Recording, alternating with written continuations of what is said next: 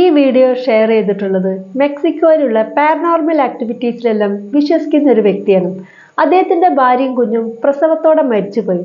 അങ്ങനെ ബോഡി വീട്ടിലേക്ക് കൊണ്ടുവന്നു, പൊതുദർശനത്തിന് വെച്ചു. പിറ്റേ ദിവസം കാലത്ത് ഒരു 10 മണിയോടുകൂടിയാണ് ചടങ്ങുകളെല്ലാം നടക്കുന്നത്. അതുകൊണ്ട് തന്നെ രാത്രിയിലെല്ലാം വ്യൂ നടന്നുകൊണ്ടിരിക്കുന്നു. ഒരു മണി 1:30 ആയി കാണും. ആ ഒരു ടൈമിലാണ് അദ്ദേഹത്തിൻ്റെ റൂമിലൊന്ന് പോയി വിശ്രമിക്കാമെന്ന് വിചാരിച്ചത്. കിടന്നപ്പോഴാണ് പെട്ടെന്ന് ഒരു നോക്കിംഗ് സൗണ്ട്. ഇതെവിടെ നിന്നായിരിക്കും ഈ ഒരു സൗണ്ട് കേൾക്കുന്നത്? അദ്ദേഹം പെട്ടെന്ന് ഞെട്ടി ഉണർന്നു. അദ്ദേഹം തോന്നി റൂമിൻ്റെ ഡോറിന് ആരോ തട്ടുകയാണെന്ന്. അദ്ദേഹം റൂമിൻ്റെ ഡോറ് തുറന്നു നോക്കി. പക്ഷേ അവിടെ ആരും തന്നെ ഉണ്ടായിരുന്നില്ല. അദ്ദേഹം വീണ്ടും പോയി കിടന്നു. മനസ്സ് മുഴുവൻ വല്ലാതെ സങ്കടത്തിൽ കലങ്ങിയിരുന്നു. കാരണം ഈ ലോകത്ത് താൻ ഒറ്റപ്പെട്ടു പോയല്ലോ. തനിക്ക് എല്ലാം ആയിരുന്ന തൻ്റെ ഭാര്യ കിടന്നപ്പോൾ കുറച്ച് കഴിഞ്ഞപ്പോൾ വീണ്ടും ആ ഒരു നോക്കിംഗ് സൗണ്ട് കേൾക്കാൻ തുടങ്ങി. അദ്ദേഹം വളരെ ശ്രദ്ധിച്ചു, ഇത് എവിടുന്നാണ്? തൻ്റെ ഡോറിൽ നിന്നല്ല, പിന്നെ എവിടുന്നായിരിക്കും ഈ ഒരു സൗണ്ട് കേൾക്കുന്നത്? അദ്ദേഹം റൂമിൽ നിന്ന് പുറത്തിറങ്ങി ഈ ഒരു കോഫിൻ്റെ അടുത്തെടുത്ത്, അതായത് ആ ഒരു ബോക്സിൻ്റെ പെട്ടിയുടെ അടുത്ത് വന്ന് നിന്നപ്പോൾ വീണ്ടും ആ ഒരു നോക്കിംഗ് സൗണ്ട്. അദ്ദേഹത്തിന് അപ്പോൾ ഉറപ്പായി ആ ഒരു ബോക്സിൻ്റെ അകത്തുനിന്ന്, ആ ഒരു ശവപ്പെട്ടിനുള്ളിൽ നിന്നാണ് ആ ഒരു നോക്കിംഗ് സൗണ്ട് കേൾക്കുന്നത്. അദ്ദേഹം മെല്ലെ ആ ഒരു പെട്ടി തുറന്നു നോക്കാനുള്ള ഒരു ചിന്ത വന്നു. കാരണം അദ്ദേഹം വളരെ ശ്രദ്ധിച്ച് ഇരുന്നപ്പോഴാണ് വീണ്ടും ആ ഒരു നോക്കിംഗ് സൗണ്ട് കേട്ടത്. അപ്പം അദ്ദേഹത്തിന് പൂർണ്ണമായി ബോധ്യമായി അത് ആ ഒരു കോഫിൻ്റെ അകത്തുനിന്നാണ്, അതായത് ആ ഒരു ശവപ്പെട്ടിൻ്റെ അകത്തുനിന്നാണ് ഈ ഒരു സൗണ്ട് കേൾക്കുന്നത്. അപ്പോൾ അദ്ദേഹത്തിന് ഭയങ്കരമായൊരു സന്തോഷം ഒരു നിമിഷത്തിൽ വന്നു. കാരണം തൻ്റെ മോളും ഭാര്യയും ജീവിച്ചിരിപ്പുണ്ടായിരിക്കുമോ? ആ ഒരു സന്തോഷാദ്യത്തിൽ അദ്ദേഹം ഓടിച്ചെന്ന് ആ ഒരു ശവപ്പെട്ടി തുറന്നു നോക്കും. പക്ഷെ ആ കോഫിൻ തുറന്നു നോക്കിയപ്പോൾ തൻ്റെ മോളും ഭാര്യയും മരിച്ച് തന്നെയാണ് ഇരിക്കുന്നത്.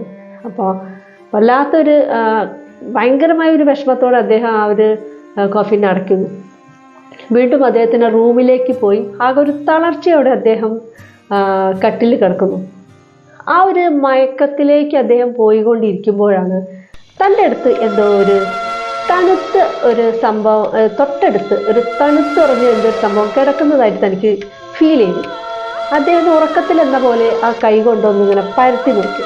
തൻ്റെ ഷോൾഡറിനോട് ചേർന്നിട്ടാണ് ആ ഒരു തണുപ്പ് തൻ്റെ ശരീരത്തിലേക്ക് വ്യാപിക്കുന്നത്. ഒരു ന്യൂ ബോൺ ബേബിയുടെ ഒരു ബോഡി പോലെ അദ്ദേഹത്തിന് ഫീൽ ചെയ്തു. അദ്ദേഹം പുതപ്പ് പൊന്തിച്ച് നോക്കിയപ്പോൾ അദ്ദേഹം അക്ഷരാർത്ഥത്തിൽ ഞെട്ടിപ്പോയി. കാരണം തൻ്റെ മോളെയാണ് തൊട്ടടുത്ത് കാണുന്നത്. മരിച്ച് ആ ഒരു കോഫിൻ്റെ അകത്ത് കിടക്കുന്ന തൻ്റെ മകള്, ആ ഒരു ബോഡിയാണ് തൻ്റെ അടുത്ത് കിടക്കുന്നത്. അദ്ദേഹം ഒറ്റ നിമിഷത്തിൽ ഞെട്ടി. അപ്പോൾ അദ്ദേഹത്തിൻ്റെ അടുത്തുള്ളൊരു മൊബൈലിൻ്റെ ആ ഒരു ഫ്ലാഷ് ലൈറ്റ് കത്തിച്ച് നോക്കിയപ്പോൾ മറ്റൊരു കാര്യം കൂടി അദ്ദേഹം കണ്ടു. ആ ന്യൂ ബോൺ ബേബിയുടെ അടുത്ത് തൻ്റെ ഭാര്യയും കിടക്കുന്നു. ഒരു നിമിഷത്തിൽ അദ്ദേഹം ഞെട്ടിത്തെറിച്ചു പോയി. അദ്ദേഹം അലറിക്കൊണ്ട് ആ ഒരു പുതപ്പ് നീക്കി ചാടി എണീറ്റ് ലൈറ്റിട്ട് നോക്കിയപ്പോൾ കട്ടിലൊന്നും തന്നെ ഇല്ല. ഒരു നിമിഷത്തിൽ തൻ്റെ തോന്നലായിരിക്കുമോ, അതോ ശരിക്കും തൻ്റെ ഭാര്യയും കുഞ്ഞും തൻ്റെ അടുത്ത് വന്ന് കിടന്നോ? അദ്ദേഹത്തിന് ഒന്നും തന്നെ മനസ്സിലായില്ല. ഒരു നിമിഷം കൊണ്ട് അദ്ദേഹം ഓടി താഴെ ആ ഒരു കോഫിൻ്റെ അടുത്തെത്തി. താഴെ എത്തി ആ ഒരു റൂമിലേക്ക് വന്നപ്പോൾ പൊതുദർശനം നടന്നുകൊണ്ടിരിക്കുന്ന ആ ഒരു ടൈമിലും ആളുകൾ വന്നു പോയിക്കൊണ്ടിരിക്കുന്നു. അവളുടെ ബന്ധുക്കളും അവൻ്റെ അച്ഛനും എല്ലാവരും ആ ഒരു ടൈമിലുണ്ട്. ഇദ്ദേഹം ഒരു തളർച്ച ശരീരത്തിൽ വന്നതുകൊണ്ട് മാത്രമാണ് അദ്ദേഹം റൂമിലേക്ക് പോയത്. ആ ഒരു മണിക്കൂറിനുള്ളിൽ സംഭവിച്ചാണ് ഇത് മുഴുവനായി. അപ്പം അദ്ദേഹം ആ ഒരു കോഫിൻ തുറന്നു നോക്കാമെന്നുള്ളൊരു ചിന്ത അദ്ദേഹത്തിന് വന്നു. അങ്ങനെ ആ ബോഡി കിടക്കുന്ന ആ ഒരു ബോക്സ് അദ്ദേഹം തുറന്നു നോക്കിയപ്പോൾ അദ്ദേഹം കണ്ട ഒരു ദയനീയമായ ഒരു കാഴ്ച കണ്ടു.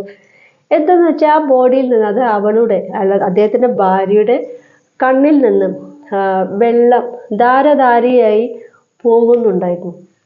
അപ്പോൾ അദ്ദേഹത്തിന് മനസ്സിലായി, തൻ്റെ അടുത്ത് വന്നതും ആത്മാവായി വന്നതും തൻ്റെ മോളും ഭാര്യയും തന്നെയാണ്.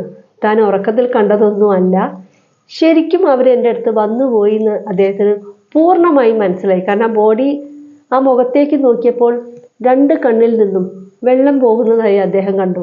അങ്ങനെ അവിടെ കൂടിയിരിക്കുന്ന എല്ലാവരോടുമായി ഇദ്ദേഹം പറഞ്ഞു, ഈ ഒരു പെട്ടിയിൽ നിന്ന് നോക്കിംഗ് സൗണ്ട് ഞാൻ കേൾക്കുന്നുണ്ടെന്ന്. അപ്പോൾ അവിടെ കൂടിയിരിക്കുന്ന ആരും തന്നെ അത് വിശ്വസിച്ചില്ല. അവരെല്ലാവരും പറഞ്ഞു, നിന്റെ ആ മനസ്സിൻ്റെ ആ ഒരു ഇതുകൊണ്ട് തോന്നുകയാണ്, ഒരു കാര്യം ചെയ്യാം, നമുക്ക് എല്ലാവർക്കും കൂട്ടപ്രാർത്ഥന നടത്താമെന്ന്. അങ്ങനെ കൂട്ടപ്രാർത്ഥന നടന്നുകൊണ്ടിരിക്കുമ്പോൾ ഈ ഒരു നോക്കിംഗ് സൗണ്ട് അദ്ദേഹം കേട്ടു. അദ്ദേഹത്തിന് അത് വല്ലാത്തൊരു വിഷമമായി തോന്നി. കാരണം ആരും തന്നെ വിശ്വസിക്കുന്നില്ല, എന്തുകൊണ്ടായിരിക്കും ഈ ഒരു സൗണ്ട് കേൾക്കുന്നതെന്ന്. പിറ്റേ ദിവസം കാലത്ത് ഒരു 10 മണി ആയപ്പോൾ ഒരു സംസ്കാര ചടങ്ങ് നടത്താൻ വേണ്ടി പെട്ടിയുമായി ഇവർ സെമിത്തേരിയിലെത്തി. പക്ഷെ സെമിത്തേരിയിലേക്ക് കൊണ്ടുപോകുമ്പോൾ വീണ്ടും ആ ഒരു നോക്കിംഗ് സൗണ്ട് കേട്ടു. അദ്ദേഹം മാത്രമാണ് കേൾക്കുന്നത്. അത് അദ്ദേഹത്തിന് വല്ലാത്തൊരു സങ്കടം ഉണർത്തുന്ന ഒരു സംഭവമായിരുന്നു. അങ്ങനെ ഈ ഒരു സെമിത്തേരിയിലേക്ക് ബോക്സ് എടുക്കുന്നതിന് മുൻപേ ആയി വീണ്ടും ആ നോക്കിംഗ് സൗണ്ട് കേട്ടു. അത് എല്ലാവരും ഒന്നടക്കം കേട്ടു. അപ്പോൾ അദ്ദേഹം ചോദിച്ചു, കേട്ടില്ലേ, ഇപ്പം ശരിക്കും നിങ്ങളെല്ലാവരും കേട്ടില്ലേ, ആ ഒരു നോക്കിംഗ് സൗണ്ട് കേട്ടില്ലേ? ഞാൻ മാത്രമല്ലല്ലോ, സത്യമാണ്, ആ ചുറ്റും കൂടിയിരിക്കുന്ന ഓരോരുത്തരും ആ ഒരു നോക്കിംഗ് സൗണ്ട് കേട്ടു. അപ്പോൾ എല്ലാവർക്കും തന്നെ അതൊരു വല്ലാത്തൊരു അതിശയമായി തോന്നി. അങ്ങനെ ഇരിക്കുമ്പോൾ ഇനി മറവ് ആ ഒരു ചടങ്ങിലേക്ക് കടക്കാമെന്ന്. ആ ഒരു ടൈമിലാണ് ബോഡി മറവ് ചെയ്യാനുള്ള എന്താ പറയുക, പെട്ടി താഴേക്ക് ഇറക്കുമല്ലോ. ആ ഒരു ടൈമിൽ എങ്ങനെയെല്ലാം വെച്ചിട്ടും ആ ഒരു ബോക്സ്, ആ പെട്ടി ശരിക്കും വരുന്നില്ല, ചരിഞ്ഞാണ് വരുന്നത്. അപ്പോൾ ഈ അടക്കം ചെയ്യുന്നവർ പറഞ്ഞു, എന്തുകൊണ്ടായിരിക്കും ഇത് ശരിക്കും ഭൂമിയുടെ അടിയിലേക്ക് ശരിക്കും വെക്കാൻ കഴിയാത്തത്? കാരണം എങ്ങനെ വെച്ചിട്ടും അത് ചരിഞ്ഞാണ് വരുന്നത്. ബോഡി അടക്കം ചെയ്യാൻ പറ്റാത്ത രീതിയിൽ ചരിഞ്ഞാണ് വരുന്നത്. അങ്ങനെ ആ ജോലിക്കാർ ഇദ്ദേഹത്തിൻ്റെ അടുത്ത് വന്ന് പറയും, ഗോ ടോക്ക് യുവർ വൈഫ്. അപ്പോൾ അദ്ദേഹം ആ ബോക്സിൻ്റെ അടുത്ത് വന്ന് പറയും, നിന്നെ എനിക്ക് വിട്ടുപിരിയുന്നതിൽ അതിയായ ദുഃഖമുണ്ട്. മാത്രമല്ല നിന്നെ എനിക്ക് വളരെ മിസ് ചെയ്യും. അതുപോലെ തന്നെ നമുക്ക് മറ്റൊരു ലോകത്തിൽ വെച്ചിട്ട് നമുക്ക് വീണ്ടും കണ്ടുമുട്ടാം. അവിടെ ഒരു നല്ലൊരു ലൈഫ് നമ്മളെ കാത്തിരിക്കും, അത് ഉറപ്പാണ്. നീ ഇവരുടെ ജോലി ചെയ്യാൻ അനുവദിക്കുക പ്ലീസ്. എനിക്ക് അതേ പറയാൻ പറ്റുകയുള്ളൂ. നീ പോകുന്നതിൽ എനിക്ക് വളരെ ദുഃഖമുണ്ട്. അത്രയും വളരെ സങ്കടത്തോടെ അദ്ദേഹം ആ ഒരു കാര്യം പറയുന്നു. അതിനുശേഷം ആ ഒരു കോഫീൻ ഇറക്കിയപ്പോൾ കറക്റ്റായി. അതുവരെയും കോഫീൻ ഇറക്കുമ്പോൾ ചെരിഞ്ഞായിരുന്നല്ലോ വന്നിരുന്നത്. ഇത് വളരെ കറക്റ്റിന് ആയി. അങ്ങനെ ആ ചടങ്ങുകളെല്ലാം പൂർത്തിയാക്കി.